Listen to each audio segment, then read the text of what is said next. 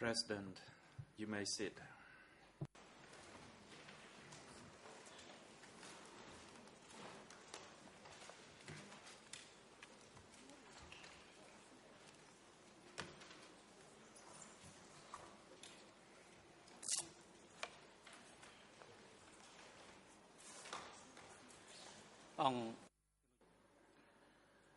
The court is now in session.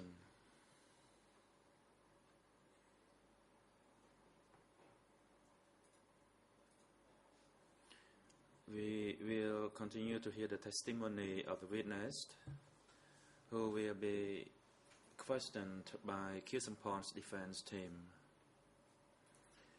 Before I hand the floor to the counsel, Ms. Sakalwati could report the attendance of the parties and individuals to the proceeding.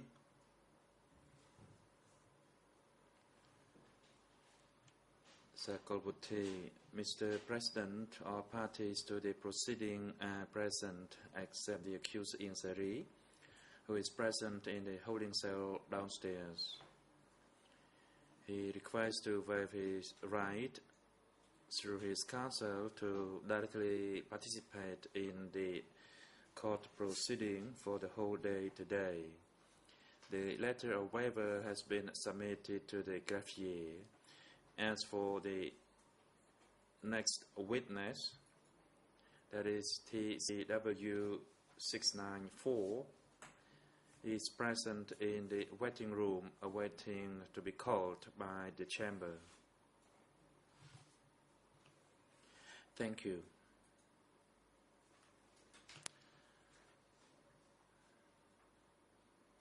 The chamber will decide the request by the accused Insari. The chamber has received the request by the accused dated 2nd August 2012 to waive his direct presence in the courtroom and instead to follow the proceeding through audio-visual means for the whole day. Kui Samnang, the treating doctor of the accused at the detention facility, has examined the accused Insari and notes that he is fatigued and feels dizziness and cannot sit for long or make a lot of movement, and recommends that he should be authorized by the chamber to follow the proceeding in a holding cell downstairs through audio-visual means. As Mr. Insari requests to waive his direct presence in the courtroom due to his health, and as recommended by the doctor for him to follow the proceeding remotely from the holding cell downstairs, and that he can also communicate directly with his defense counsel, the chamber thus agrees to the request by Insari to waive his direct presence in the proceeding today, and that he is authorized to follow it remotely from a holding cell downstairs. That applies for the whole day proceeding. Every booth is instructed to link the proceeding to the holding cell downstairs for the whole day for him to follow it. The floor is now given to the International Defense Counsel for Kirsamporn to continue posing questions to this witness. You may proceed. Thank you, Mr. President. Good morning. Good morning, witness. I wish to put to you a question on the S-71 camp and ask you if Mr. Hu Yun and Hu Nim were present at this camp.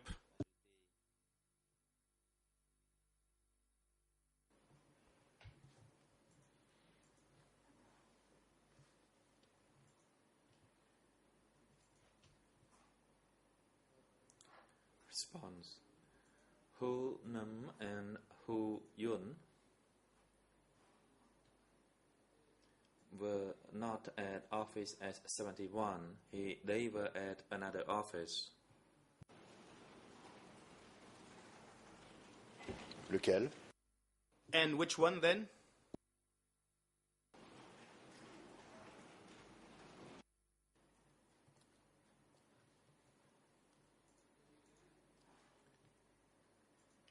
Response.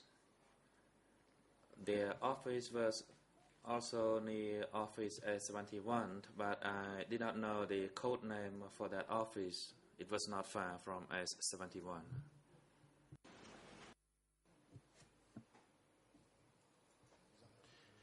And did you see them on occasion?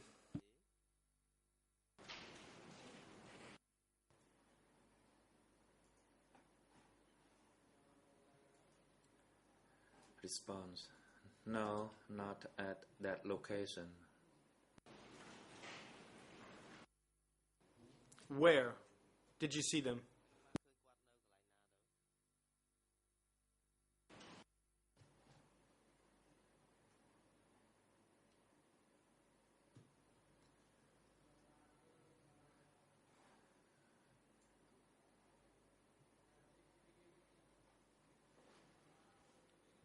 I did not see them while they were there near office at 71, but those people who were near his office told me about that. That's how I came to learn about that.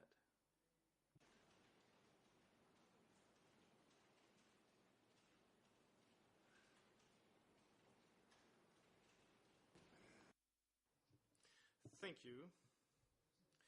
You also explained to us yesterday that in order to stand guard at the office, you would stand up at night and guard in groups of 10. And I would like to ask you, how many guards were usually assigned to stand guard at meetings when they would take place at a guerrilla base?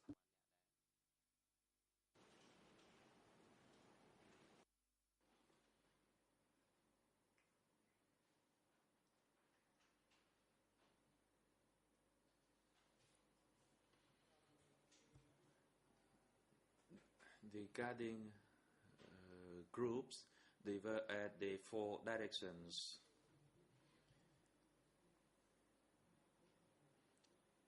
And each direction would comprise of a 3-man group.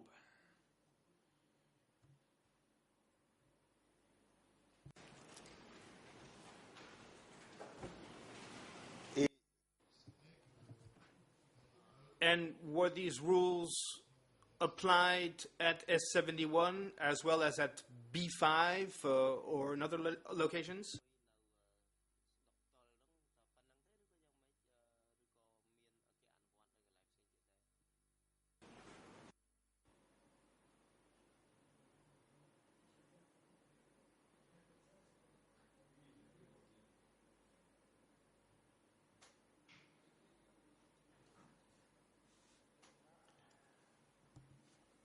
I just said that was the practice at S71.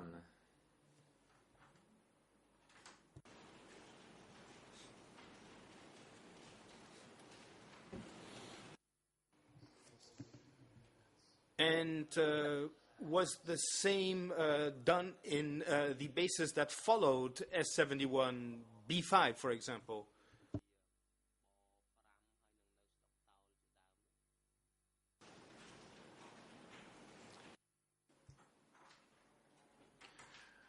It was a similar practice.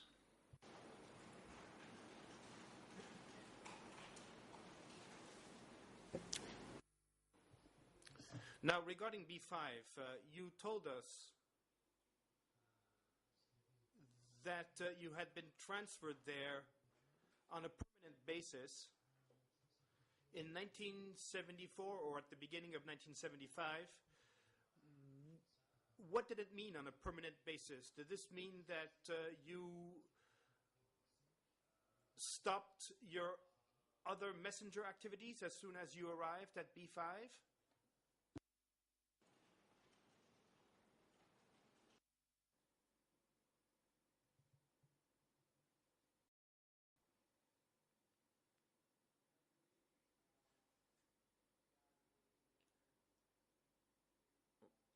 we were at B5, the word permanently means that we stayed or lived there permanently, and that our group was present there on a permanent basis at that office.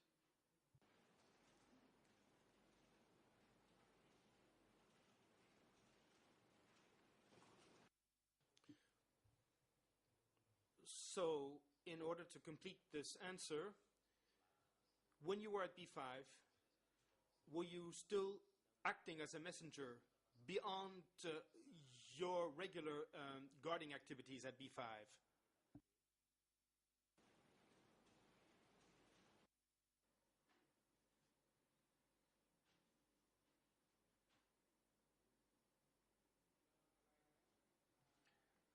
At that office, I still continued the task as a messenger, carrying the message between him and the battlefields or the southwest zone or to the real battlefields, that is to Office 74.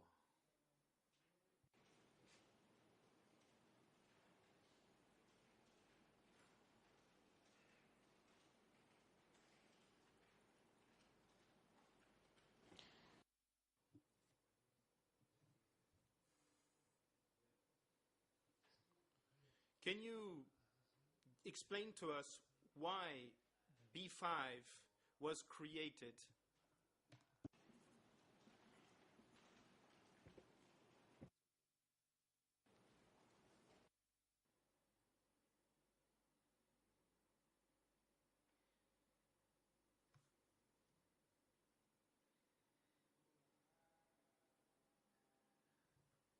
The reason for the creation of B5 was that it was established to issue commands for the attack on Phnom Penh.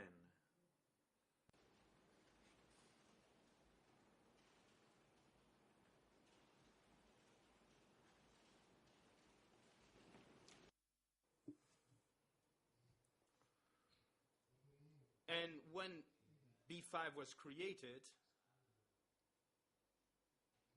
was the immediate military purpose of the Khmer Rouge to take Phnom Penh?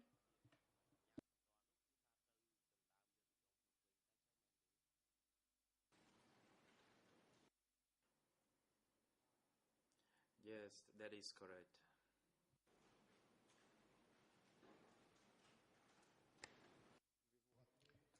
Can you remind us of when B5 was created, or at least as far as you remember?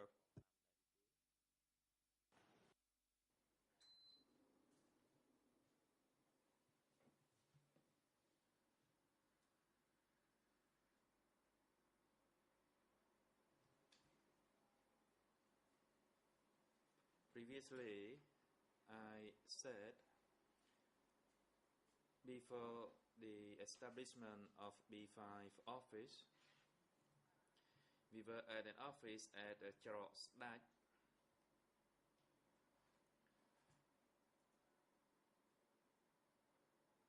and that was in the year of 93, says the witness.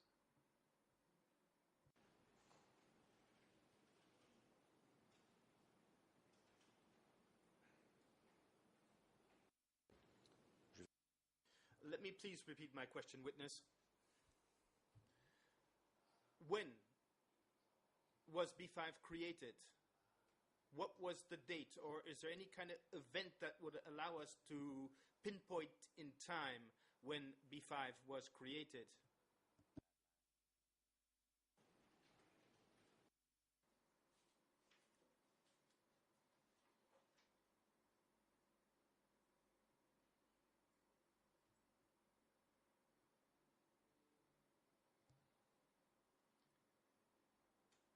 I just said Office B5 was created in 93, says the witness. As I recall,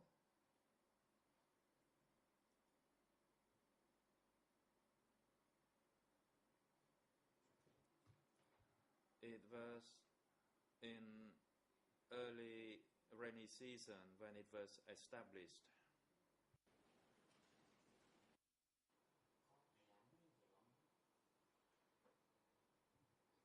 And can you please repeat the year by concentrating a little bit?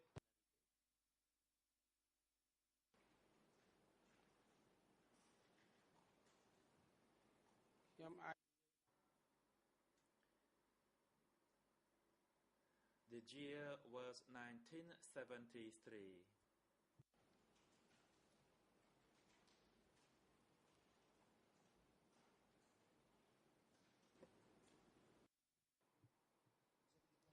And you stated here, this is in the transcript, page 20 of the transcript of 26 July, a bit before 10:05, that B5 was a practical location in relation to the battlefront. And what was this battlefront when B5 was created in 1973?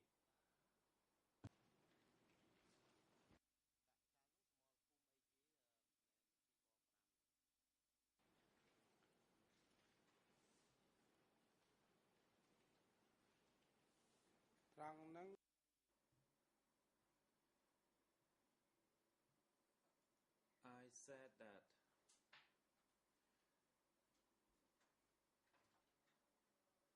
it was a kind of a military headquarters because that was the time that the attacks had to be carried out from all spearheads toward Phnom Penh.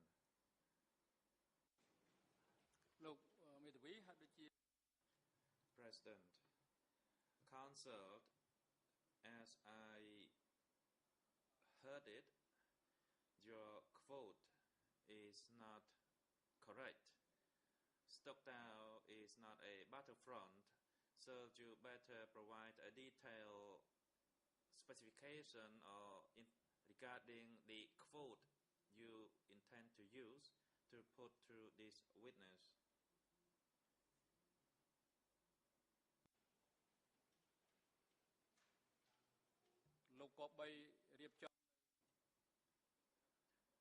Please make sure that you provide correct detail of the transcript that you intend to quote.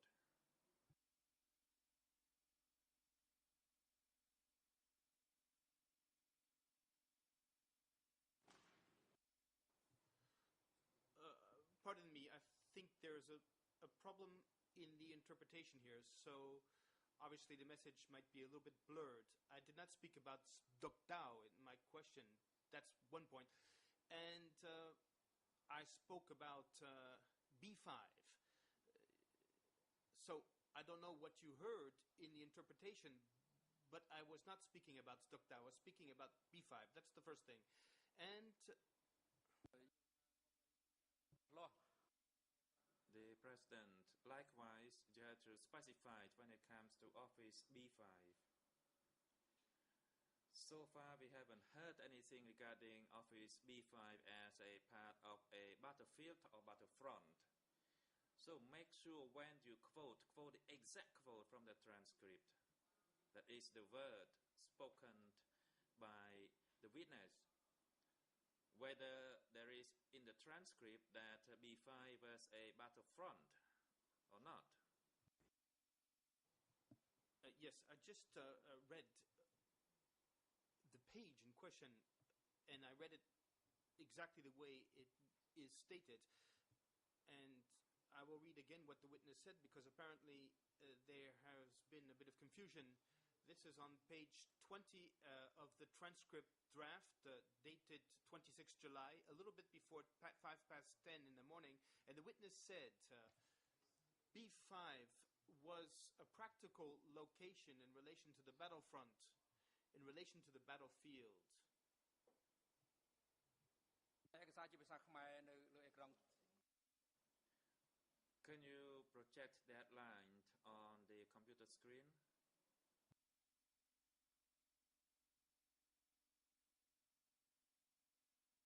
Oui. Yes, of course. Page 18 in the Khmer version.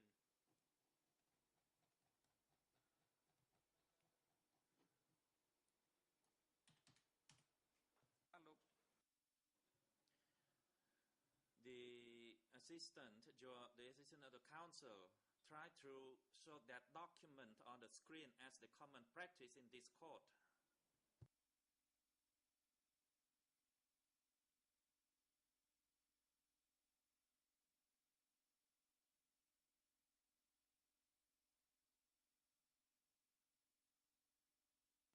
De notre côté, c'est fait.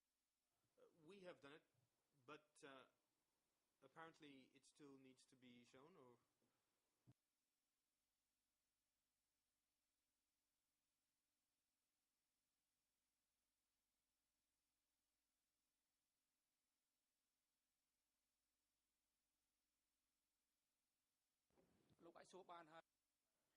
You may proceed with your question. And please get the correct quote from the transcript, because your previous question was far from the actual transcript. A military headquarters is completely different from the battlefront.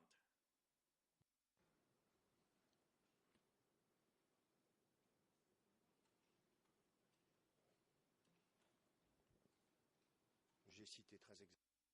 I quoted exactly what was written in the transcript. Maybe there's a bit of confusion because of the translation, but I quoted exactly what is in the transcript when I put the question to the witness. So, yes, what I'm asking you, witness, is to tell me when B5 was created, what was the immediate military aim? I understood that the final aim was, of course, to capture Phnom Penh. But in 1973, when B5 was created, what was the immediate military goal?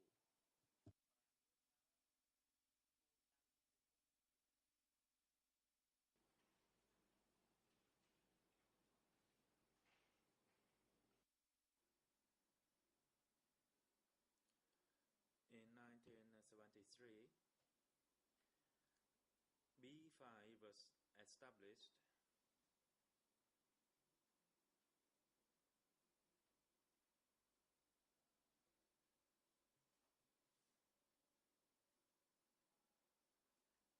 as a stepping stone to liberate Phnom Penh. So the period between 73 to 75 was not that long, and the establishment was in the preparation for the liberation of Phnom Penh city. And of course, Phnom Penh was completely liberated in 1975. And it was established as the military headquarters for the preparation to attack and liberate Phnom Penh.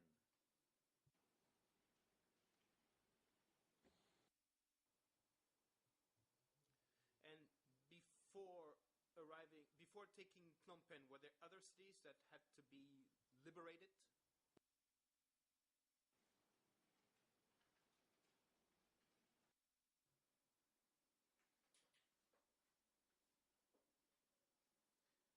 Before we liberated Phnom Penh,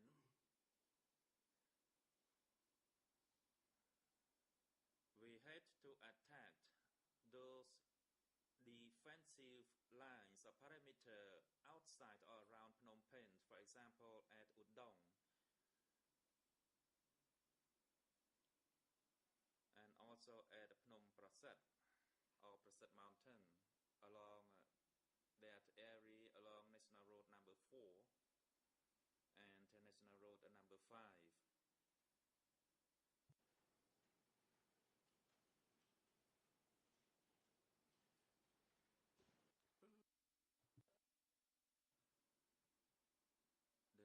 President Council, the document that you just shown on the screen, can you provide the ID number of that document?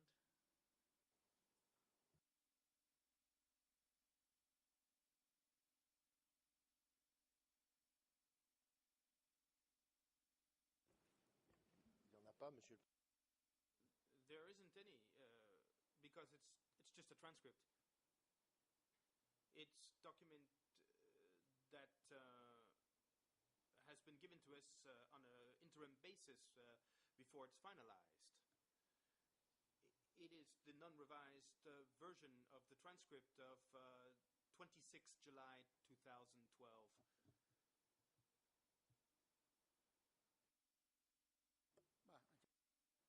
The President, yes, that is sufficient. So this is a draft transcript for the proceeding on the 26th of July 2012 at 10 hours and 3 minutes 59 seconds.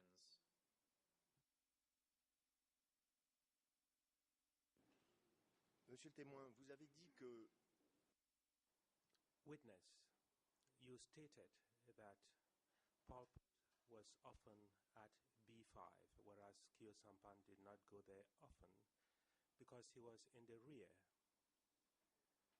My question to you is as follows. Where exactly was Kyo Sampan when you said he was in the rear? What did you mean by the rear?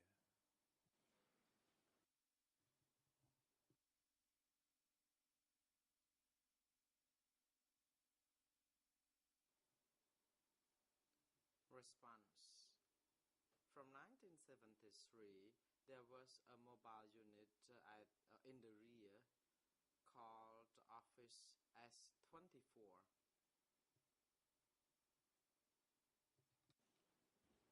c'est là que restait Kyo Sampan. Is that where Kyo Sampan remained? Response. Yes. Et pouvez-vous localiser un peu plus précisément cet endroit? Can you give us the exact location of that place by giving us a name, for instance, or the nearest village or region?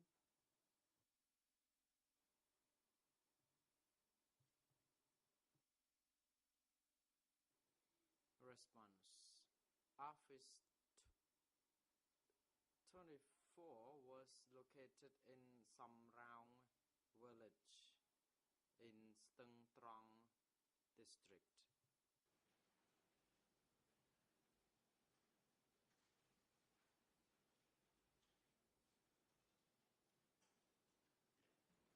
Donc à proximité de S71, est-ce bien cela? Do you therefore mean that it was close to S71? មន្ទីរ Response. S71 office was far from that. The office of S71 was near the Jinet River. S24 was located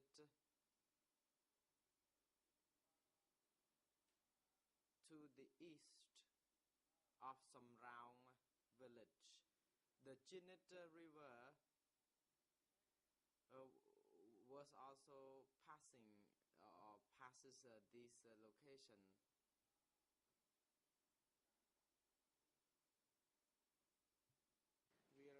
វាស្រង់អញ្ចឹងហ៎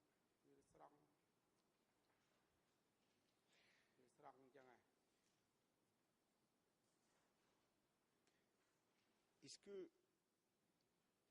vous savez pourquoi Kyo Sampan Do you know why Kyo Sampan remained in the rear, whereas the others were at B5, close to the battlefield at Udong?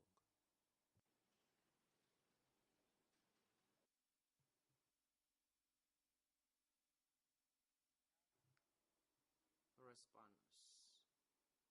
He was not there all by himself. Sometimes Nuon Chia was with him, although sometimes he had to be there alone, but this is how things worked.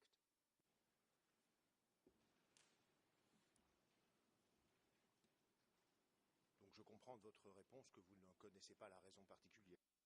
If I understand your answer correctly, you're saying that you do not know the exact reason. Is that correct? បាទនិមត្ត Response: No, I don't know the exact reason. À quelle date Oudong a été prise pour la deuxième fois? On what date was Udong taken for the second time? That is captured for the second time.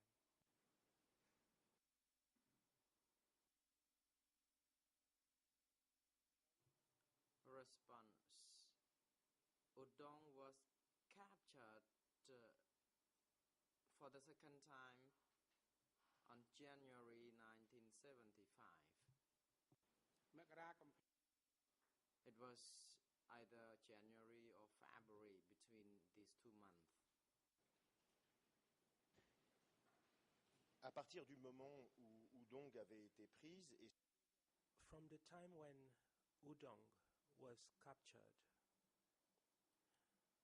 did Pol Pot decide or not to bring his command post closer to his objective, that is Phnom Penh? គាត់ខិត Response: Yes, he moved forward to the location at the Sdok Tao office.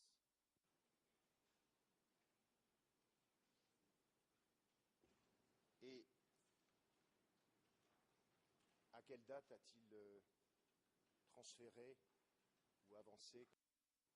And on what date did he transfer or move to his new command post?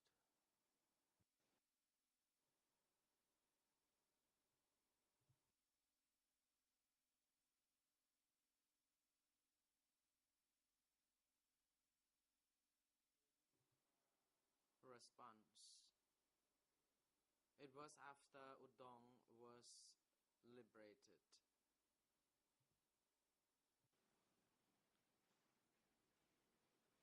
Combien de temps après? How long after?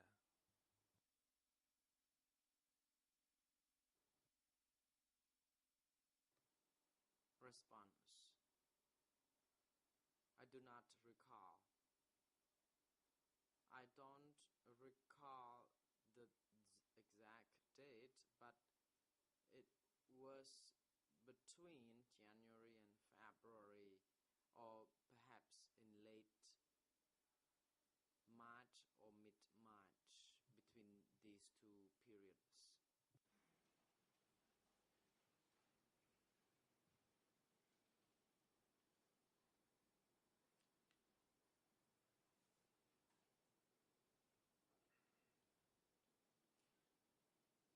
Et à partir de ce moment-là, Pol Pot se tenait à Sdoktal, c'est bien ça?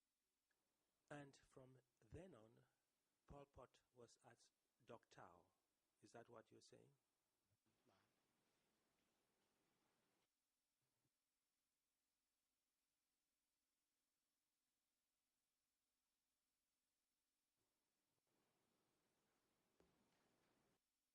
បាទ Sdoktal, où vous avez d'ailleurs indiqué You, by the way, said that you were at Dok Tao and that Pol Pot commanded the assault on Phnom Penh. Is that correct?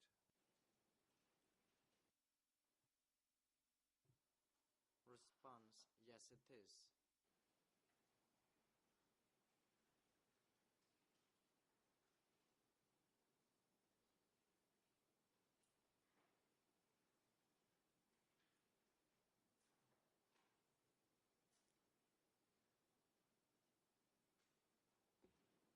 Est-ce que vous connaissez le principe de secret? Do you know about the principle of secrecy which was prevalent among the the Khmer Rouge, including before 1975. And this principle was that you should not concern yourself with the activities of others, but only of your own activities, and that was the only means that would lead to victory. Do you know about this principle?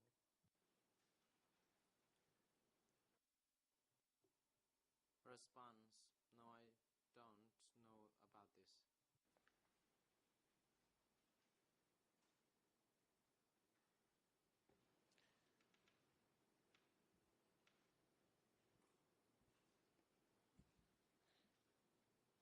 Le 30 juillet, à cette automne, A few days ago, before the chamber, on the 30th of July, responding to questions put by my learned friend Elizabeth Simonofor, sometime before 3:30, you said that when you had to keep secrets, you had to do so. Do you recall this statement of yours? If you do, you would understand what I mean by this principle of secrecy, which prevailed among the Khmer Rouge.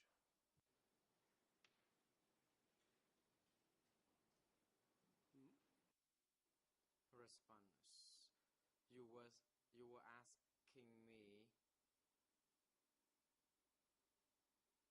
about a location at Dok Tao.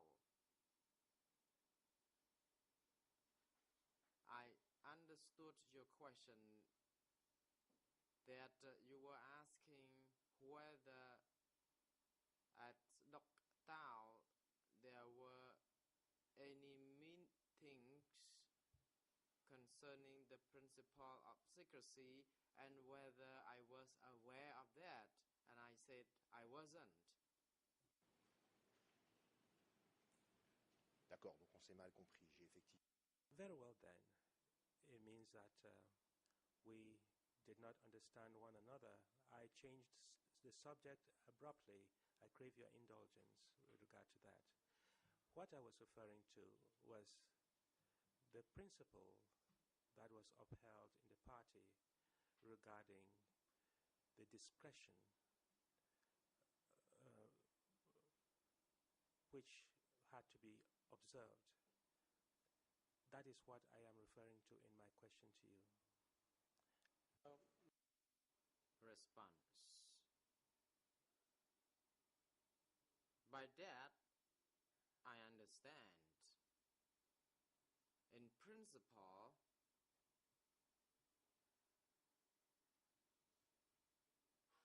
principle of secrecy was the core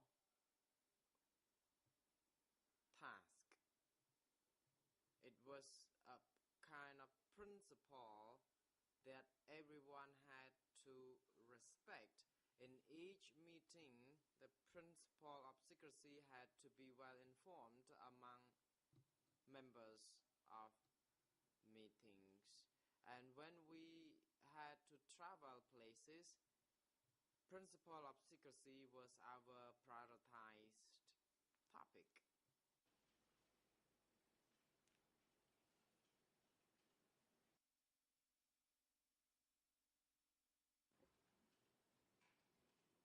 Je vous remercie pour cette réponse très claire. Thank you for this very clear answer.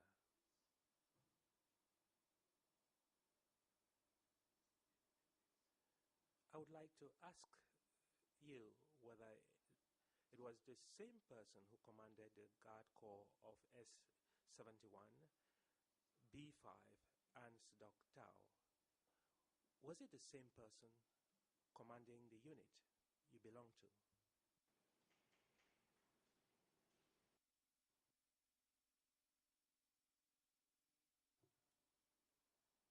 Response: when I was at B5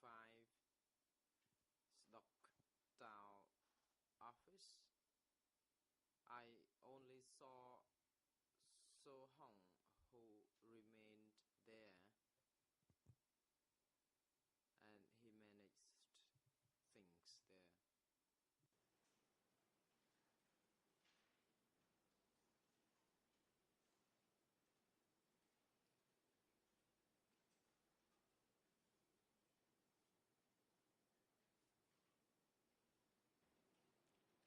Est-ce que Sdoktal avait un nom de code? Did Sdoktal have a code name? If yes, what was it?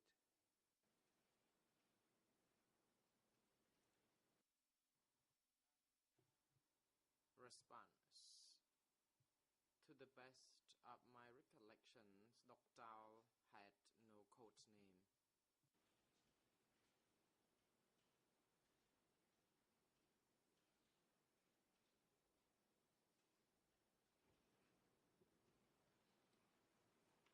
Que ce soit à S71, à B... Whether at S71, B5, or Sdoktal, or at the three locations simultaneously, did you know a person called Untang, alias Shutan?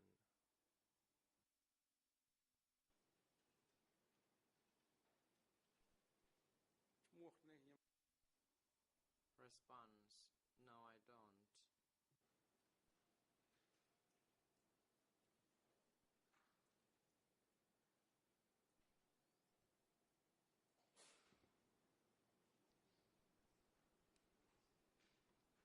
Au sein de l'unité des gardes du corps dont vous faisiez partie, Within the Guard Corps unit you belong to, was there a rule of discretion which required that the guards should keep their distance from the leaders they were protecting when they were holding discussions or meetings?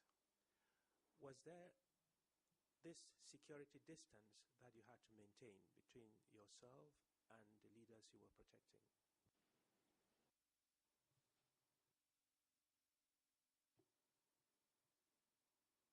Response. During study sessions, we were stationed or posted not very far from the venue the meeting went on, and we could hear what was going on. However, I had never measured the distance from the meeting to the place where we stood guard, but whenever they needed help or they called us, then we would hear them easily. And if things happened, we could be there quick enough to help them. So we were not very far from the premises. et pouvez-vous indiquer qu'est-ce qui pouvait arriver? And please tell us, what could have happened aside from an external enemy who could have justified the fact that you had to be close to the venue of the meeting? What was the danger that you were expecting? Response. Well, we had to be prepared to assist them. For example, during the sessions, the presenters could have been fatigued or exhausted, and any of the member of the meeting may pass out because of exhaustion. Then we would have to be quick to help them.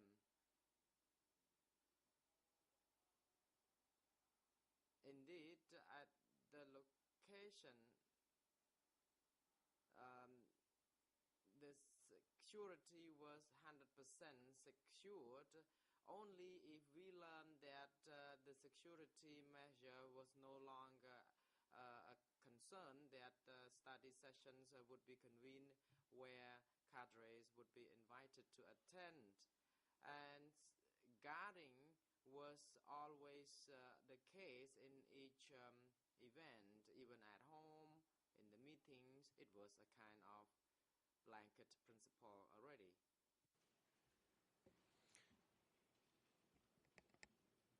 Mais le travail de l'unité des gardes du corps, monsieur, That notwithstanding, witness, was the role of the guards to protect tired leaders or to protect the venue of the meeting?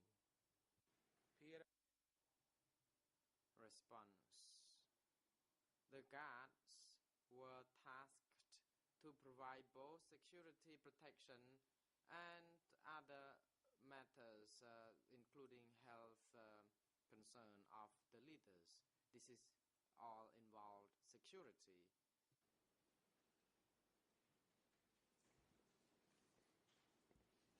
Je voudrais vous soumettre, monsieur, la déclaration.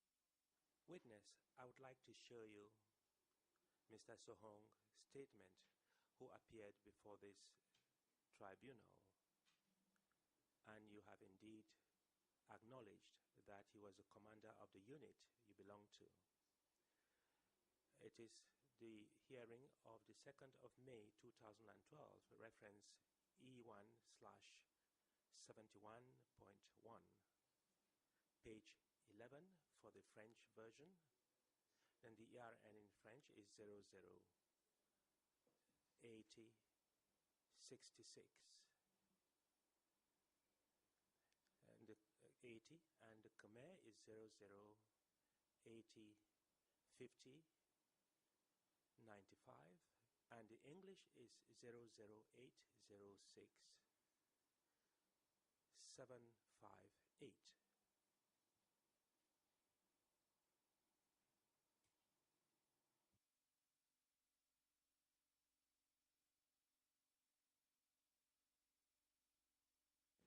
Et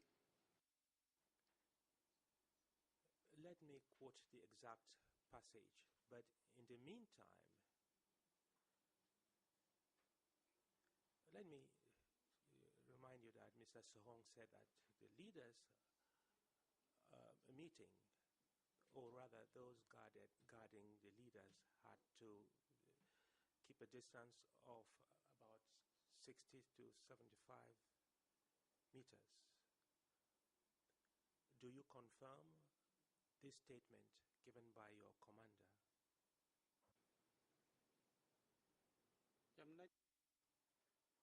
Response. I agree that to that statement, but again, sometimes we had to keep some distance. Sometimes we had to be close to the leaders. The guards was assigned and posted at various layers of for protecting the members of the meetings, and he was right to say so.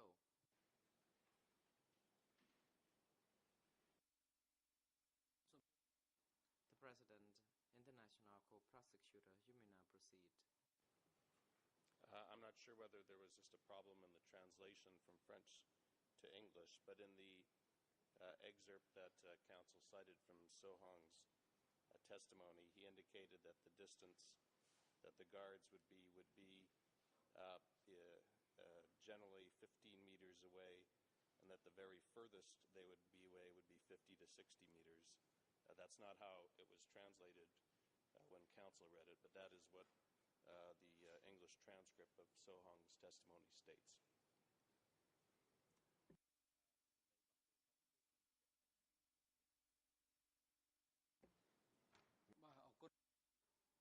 The President, thank you, Co-Prosecutor. Indeed, counsel was quoting only the furthest distance, not the nearest one, and the witness already responded to that.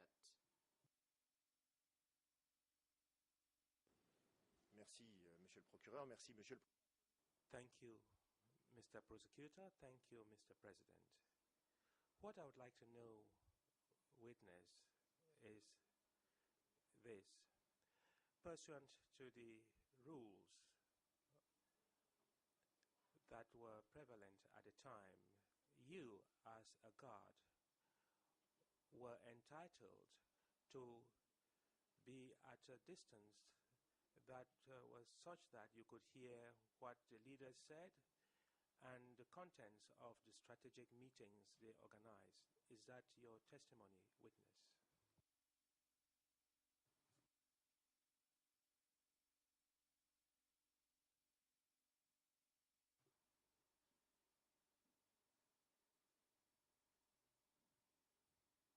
Response. As I have indicated on several occasions already, that in some meetings we had to be close. For example, guarding at the termite mounds which were close by. And if the meeting was convened in a hall where hundreds of members of the meeting would be attending, then we had to be a little bit further from the place. But again, all in all, some guards had to be close to the premises. Some had to be a little bit further from the location. We, as guards, could not hear the detail of the meeting, but as the people who were tasked with security matter, we had to be well informed of security matter being discussed.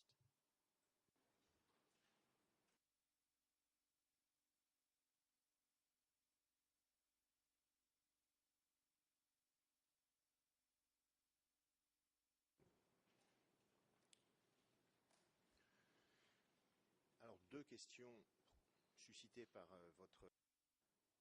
Two questions arise from your last answer.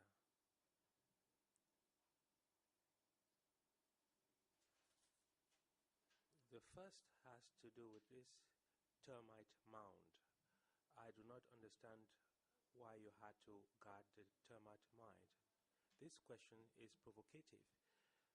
Did you fear an attack by termites? Why did you refer to a termite mound? The President, Counsel for the Civil Parties, you may now proceed. Counsel Pick on. Thank you, Mr. President, and thank you, Your Honors. Witness didn't say that he was protecting the termite mound. C'est ce qu'on nous a traduit en français, c'est pour ça que... That was the interpretation I got in French. That is why I am wondering whether it was a joke. And that is why I'm asking the witness to clarify this point. C'est quoi cette termitière, monsieur? What is the termite mound you are referring to, witness?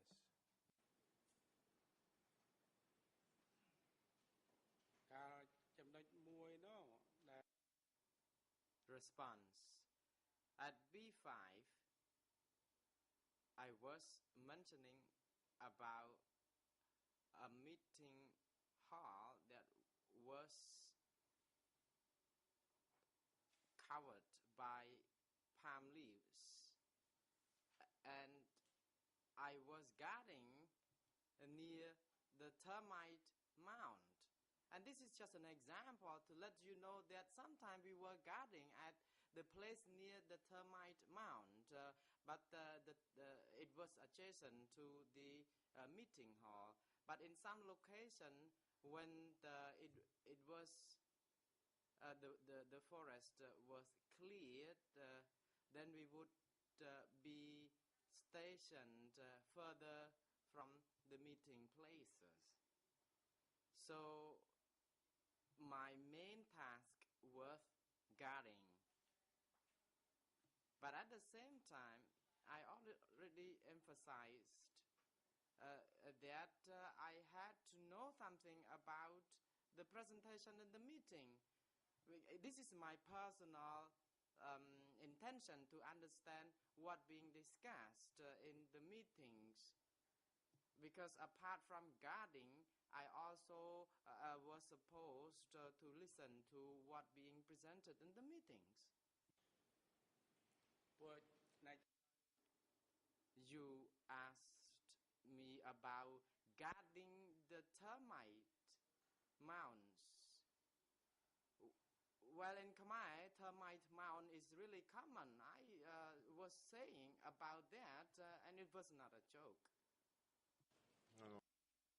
Yes, I understood that it wasn't a joke. I'm sorry. What I'm really interested in is what you just said. When you tell us, or I had to know what was happening during meetings, are you speaking about your personal curiosity, or are you speaking about a professional duty? Can we draw a distinction between, in this regard, between on the necessity to know the content of this meeting? What was the purpose? Was it personal or was it professional? The President, witness, you don't need to respond. The witness already responded to that question. Pas en français, Monsieur le Président. Not in French. We did not understand what he answered in French. That's why I'm asking for clarification. Maybe it was understood in Khmer, but I did not understand it in French. So if I don't have any clarification on the reasons, then... Witness, you do not need to respond. The question has been answered already by the witness. It's a repetitive question. The chamber has noted that this morning you have asked a number of repetitive questions.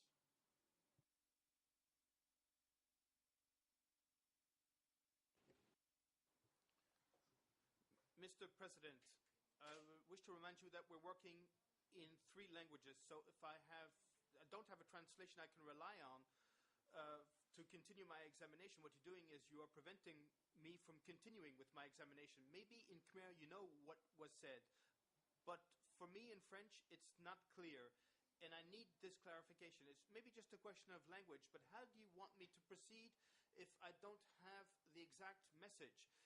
It's not a very important issue, or I'm not asking for anything extraordinary. I just want to know whether he was listening on the side, or if in the context of his duties, he was given information on the content of the meetings. That's all I want to know. The chamber has already ruled. You can pose another question.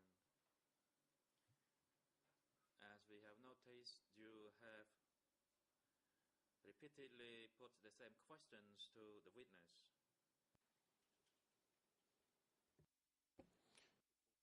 That is not correct. So, thank God my Cambodian colleague is assisting me, and this is why... And thank God my Cambodian colleague told me that the reason for listening onto these meetings was personal interest. But here before the court witness, you stated that the meeting on the evacuation of Phnom Penh took place at the beginning of April 1975. And that this meeting took place at B5. So my first question is the following. And you told us earlier that the command post to attack Phnom Penh had moved from B5 to Sdoktal.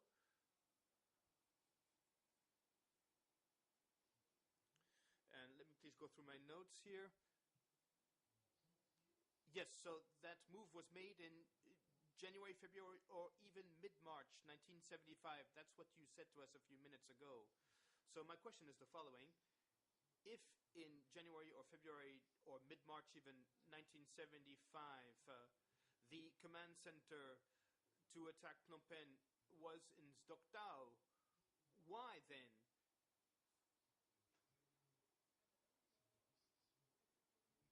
was the meeting held, the meeting to decide on evacuating Phnom Penh, why was the meeting held elsewhere, that is to say at B5?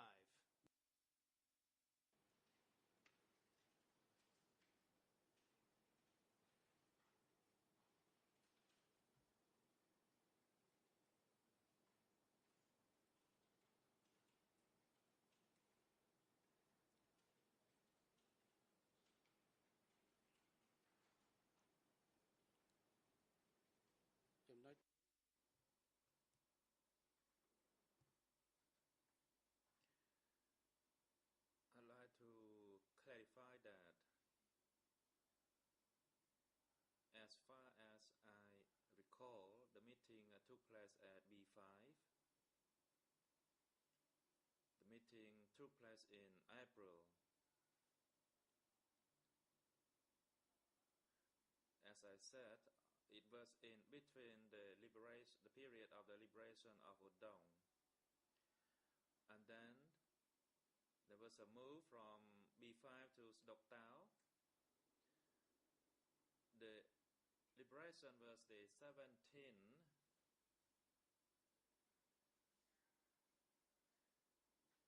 And the meeting that I mentioned,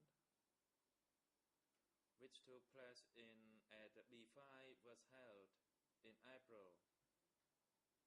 But the meeting took place prior our move to Sdok Tao. We did not move yet in early April. Maybe I made a slight mistake when I referred to the liberation of Udong in January or February. In fact, we did not stay long at Sdok Tao. And after the meeting at B5, then there was a talk about the evacuation of the people. And I believe he was not sure during the period of the liberation of Udong in January or February, and then we moved straight to Sdok Tao. It was not that way.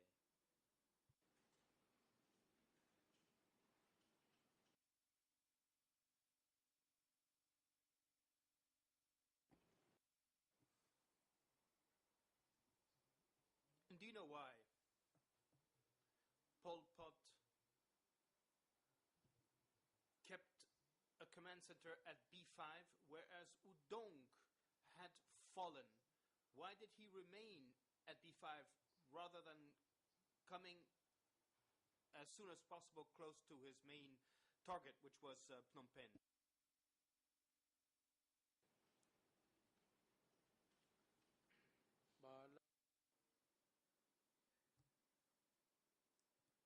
Let me respond.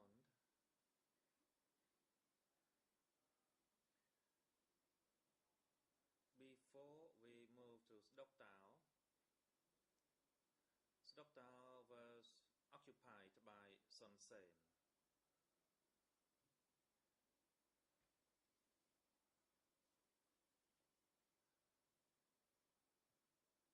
Actually, he had asked Pol Pot to go to Bat Kon, that area, in order to use it as a stepping stone for the final attack.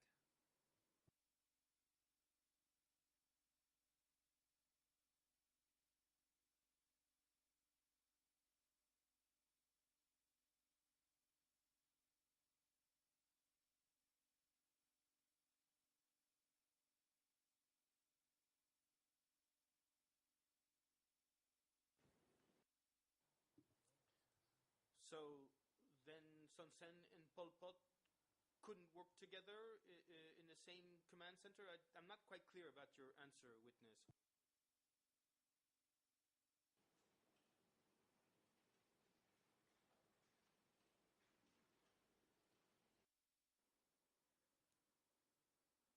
I already made my response, and if you could not understand it, it's your problem.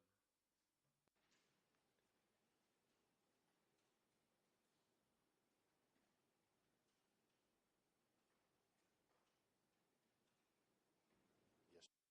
Yes, of course, indeed.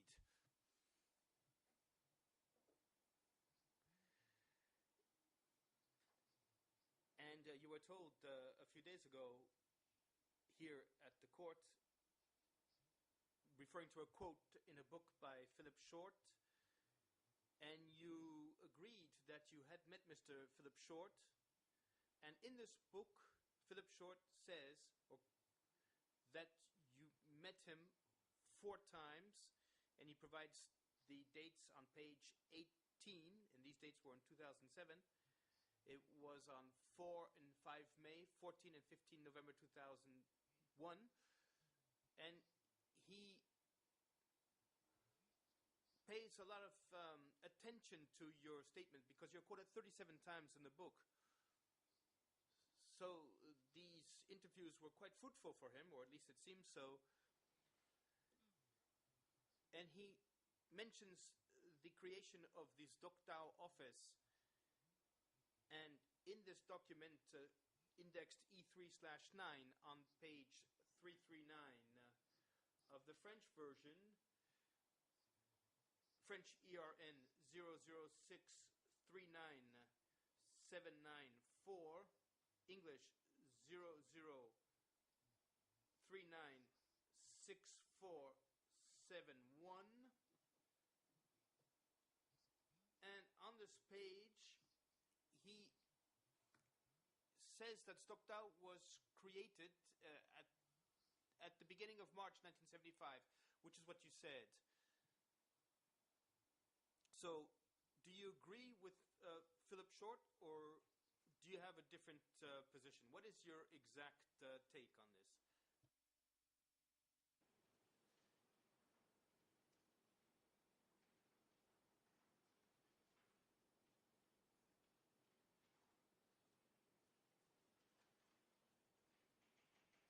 Hello, but If you take the statement of my interview with that foreigner, that's your choice.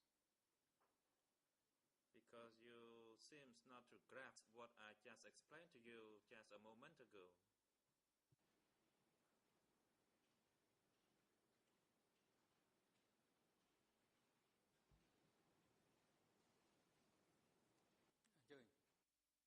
The President, the prosecution, you may proceed. Yeah, Mr. President, thank you. I believe counsel, when he's making references to this book, should show them to the witness so that we can see whether Philip Short is writing something on his own or whether the assertion is something directly attributed to the witness. The witness is entitled to know whether or not the statement in Philip Short's book is attributed to him or not before he responds to questions like this.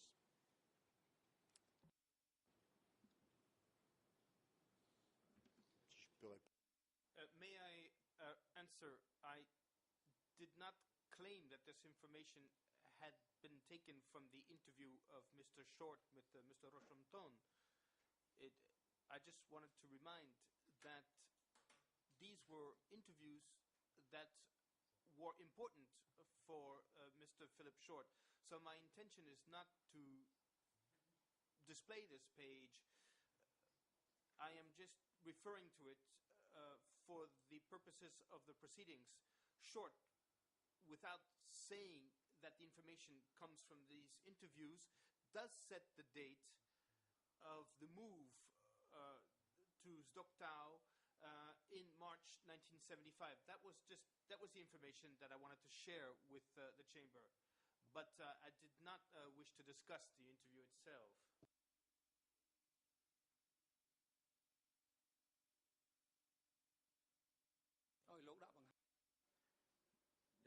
President, you not only have to show the document to the witness, but to the chamber and other parties, as I observed. When you refer to Office B5 and the front matter field and the command center, in order to make sure everybody is on the same page.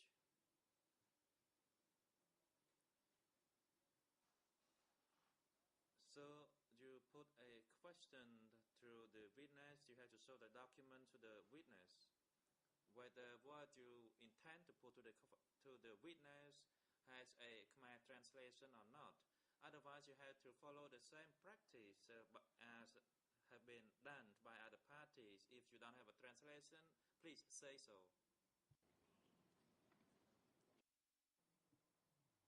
No, Mr. President. Not only is there no Khmer translation of this book, but furthermore, I am not trying to pinpoint a contradiction between what the witness stated to Mr. Philip Short and what he said before the chamber. So I don't see the use of showing him this page, because I'm not trying to underline here an inconsistency in what the witness was saying. I just wanted to remind the witness that when I Zdokto had been created. He said to us January, February, or mid-March 1975. And Mr. Short seems to agree more or less with this. And then when I told him that the meeting on the evacuation of Phnom Penh took place at B5 at the beginning of April 1975, then suddenly the witness seemed to backtrack on what he had said previously by changing the date of the transfer to Stockton. You have to put question to the witness and not to make a statement. Of course, the chamber understands your intention of your questioning to the witness. If you intend to rely or refer to a particular document, show it to the witness and the party, as well as the chamber, and also the details of that document.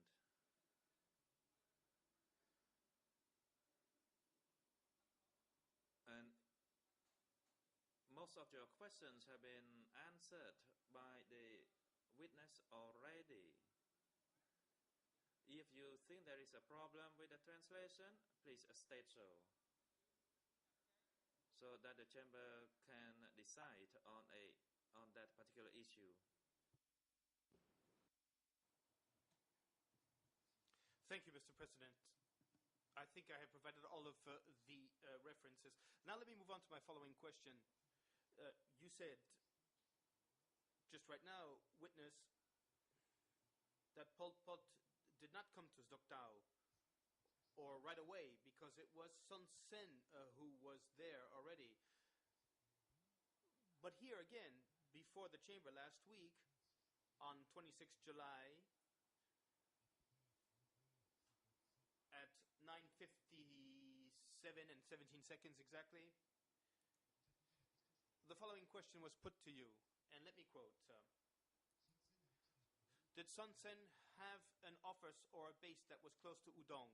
And the reply, indeed, Son Sen had an office that was not too far from there. Question, and do you remember where Son Sen's office was located?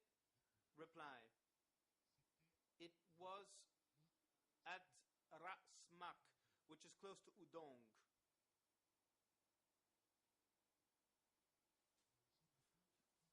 End of quote.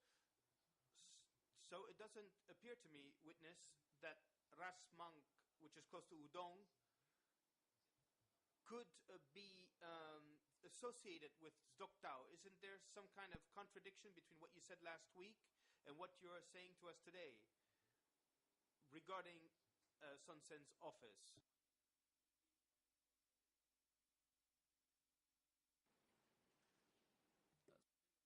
The President, the prosecution, you may proceed. I simply want to note that counsel left out the time period that was being discussed when he read from this testimony.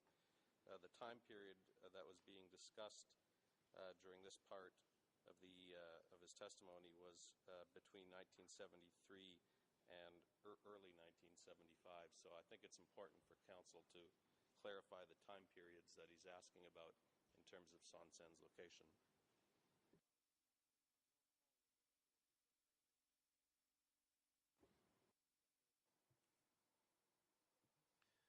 I believe, Mr. President, that my question was perfectly open and gave the witness full latitude to clarify his answer. And I feel that the prosecution's statement here has only one single purpose, which is to lead the witness in his answers in one way or the other. But I, however, believe that my answer was sufficient, or my question was sufficiently open for the witness to answer this question in a perfectly open way. The prosecution, you may reply. Just very briefly, I'm sorry, counsel. The purpose was not to lead the witness. It was to correct your effort to misstate the testimony. That was the reason. If you had correctly described the testimony in the record, there would have been no need for me to get up.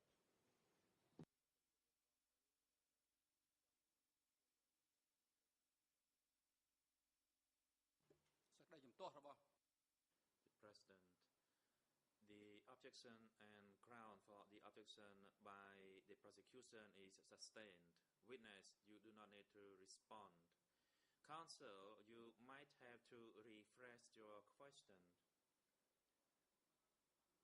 And if you try to put a quote from the transcript, please try to make a complete and not a half quote from the point. In the previous case, you only mentioned, for example, the furthest distance, not the closer distance. Please try to put your question in order to ascertain the truth.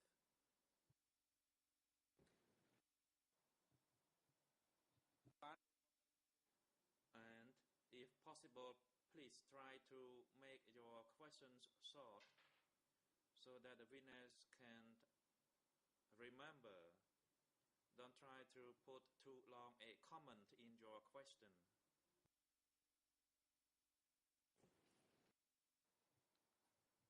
Okay. First of all, I don't believe I didn't only quote the maximum distance. I spoke also about the minimum distance because I said between 15 and 16 meters. And second of all, regarding the prosecutor's remark, indeed, yes, the initial question at least put to him on the 26th of July was the following, and I will quote it. And regarding this area of Kompong Chnang and Udong, can you tell us if other leaders of the party had offices or bases in this area between 1973 and 1974 and at the beginning of 1975, you see? So I don't understand where the notion of beginning of 1975 stops here as far as the chamber is concerned. I don't know what the chamber understands by the beginning of 1975. Maybe it's 3 January 1975, but for me, it's a vague notion. So I asked an open question to the witness, and I asked him if the answer that he had provided to this question last week on the location where Son Sen had set up his office at the beginning of 1975, which is not the same place as the place that he indicated now, was yes or no, the same. It seemed that there was a contradiction, so I would like him to explain himself because he is there for that purpose. The President, as you have been instructed, try to simplify your question. If the witness can understand your question correctly, then he can respond. Otherwise, you might confuse the witness. And as a result, we will not get a truthful response from him.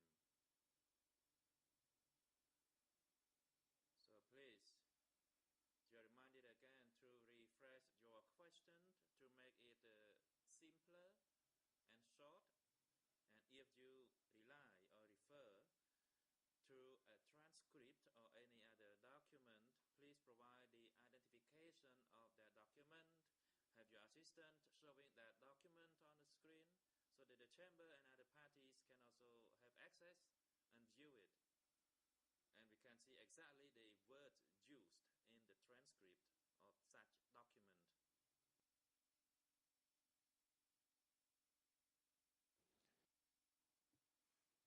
Okay, I will try. Witness.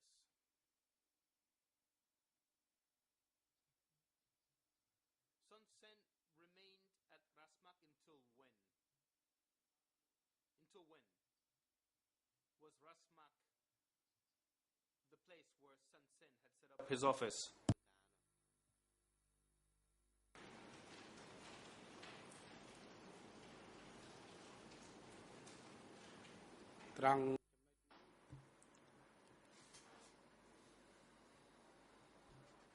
During the past few days of my testimony, it seems that you do not grasp the situation.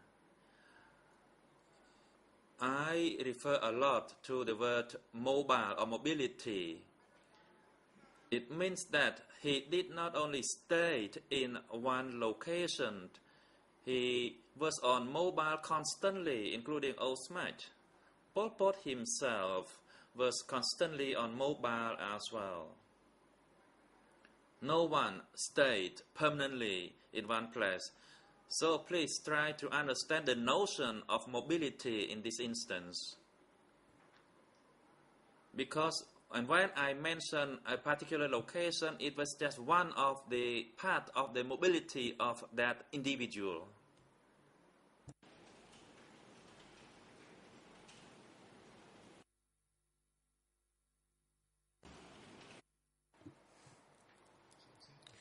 So Sun Sen was not assigned to a specific command post that was clearly defined in the efforts to attack Phnom Penh. Is that what you're telling us?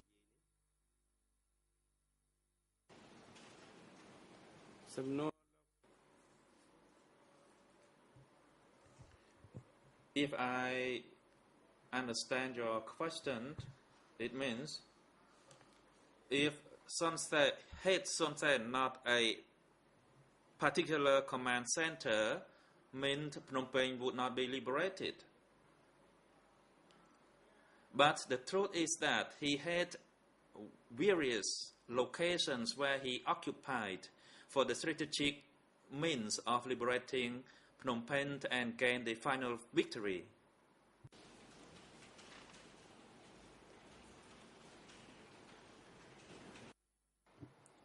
So let's revisit, or let's get back to the meeting that took place at the beginning of April, during which you told us that the decision was taken to evacuate Phnom Penh once the city would have been captured.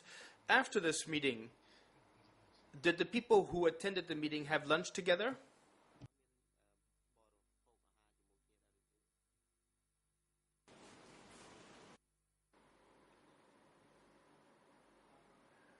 I declined to respond to your question. I have provided so many replies already to this kind of question.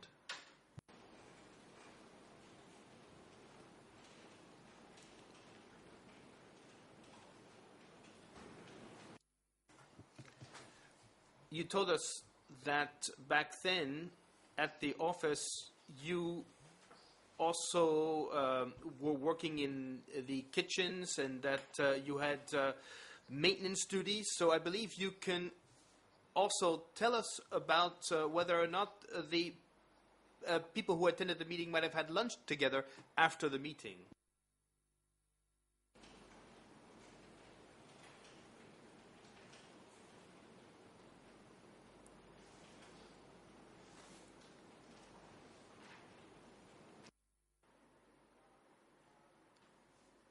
After they had meal, then they departed.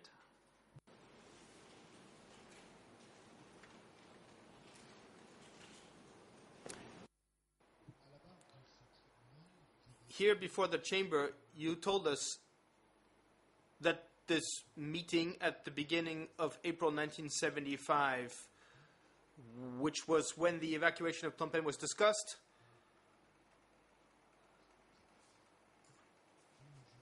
was held in the jungle under a roof without walls. This is on page 22 of the transcript draft of 26 July at 10:11 in the morning. And then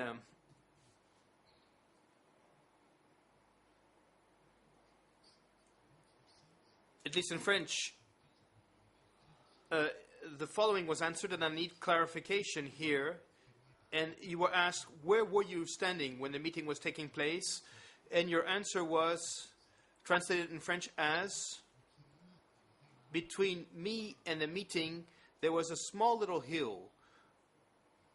So can you maybe clarify what you meant here by small little hill?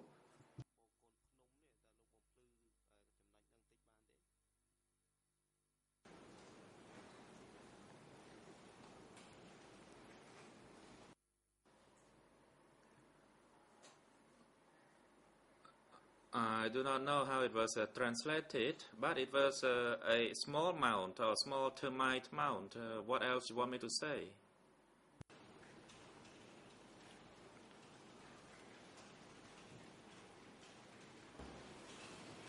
Ce que vous voulez, monsieur le témoin. Whatever you wish, witness. Tell me, how high was that mound? Can you give me an idea of it?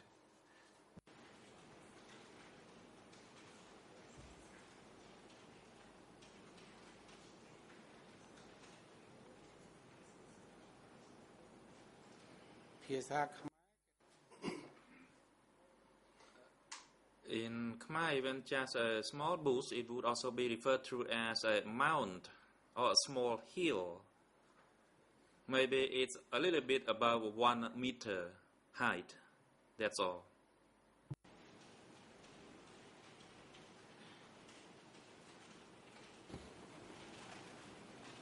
Et vous vous teniez caché derrière cette termitière? Were you hiding behind that termite mound during the meeting?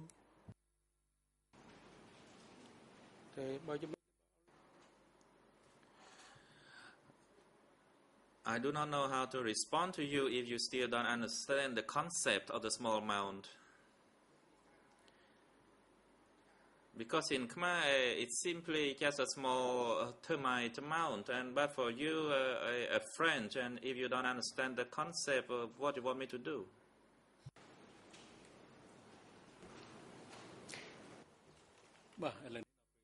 The President, since it is now appropriate time for adjournment, the Chamber will adjourn for 20 minutes. The next session will be resumed by 10 to 11.